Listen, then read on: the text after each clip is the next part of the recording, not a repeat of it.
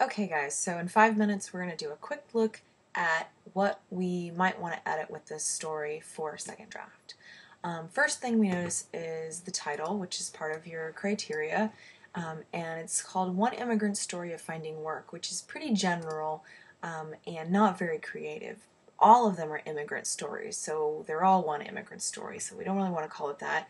And finding work is the name of our angle, so we probably don't want to include the direct name of our angle. So we want something really specific, and this is our first indicator that maybe there's a problem with the story not being specific enough.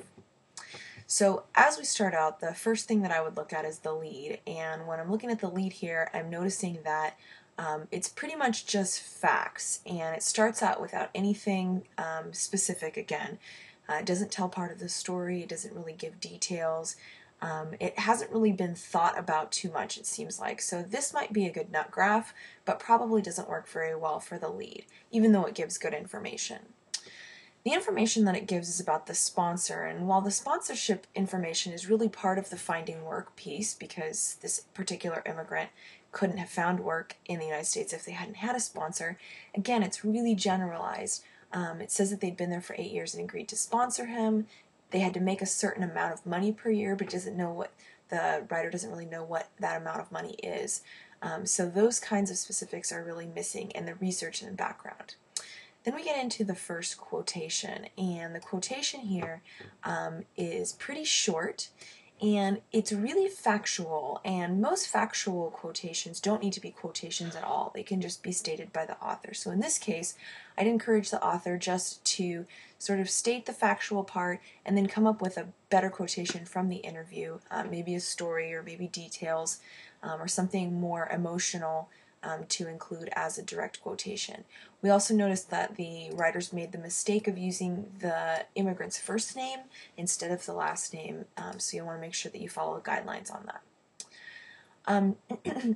There's some interesting background information here about the immigrant's previous experience, but again, it's lacking in detail, it doesn't have a lot of specifics, and instead of choosing and selecting really carefully which details to include, which parts of the story to include, and then just embedding the other stuff in sort of subordinate clauses or kind of as a side note, instead it feels like every fact is treated equally. So it's just kind of reads a lot like a list of the things that this person did leading up to the person getting the job here.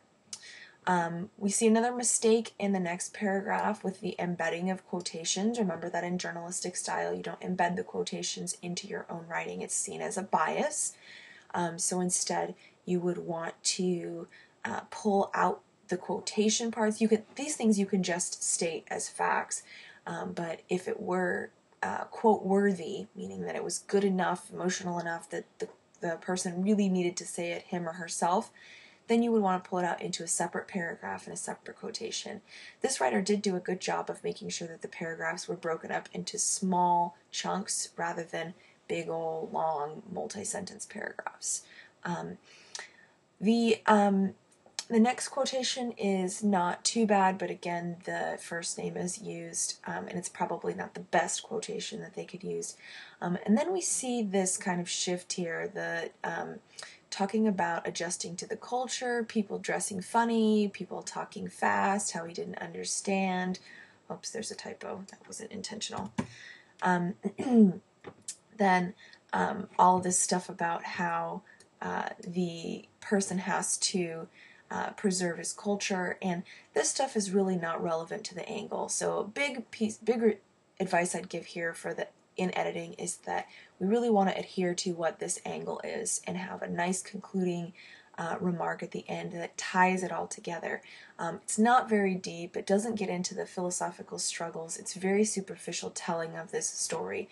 So I think in a second draft it would go a little bit deeper, it would focus in on the one angle, and then it would use better, more quote-worthy quotations. And that's how I think you would take this so-so story draft and turn it into a much better second draft.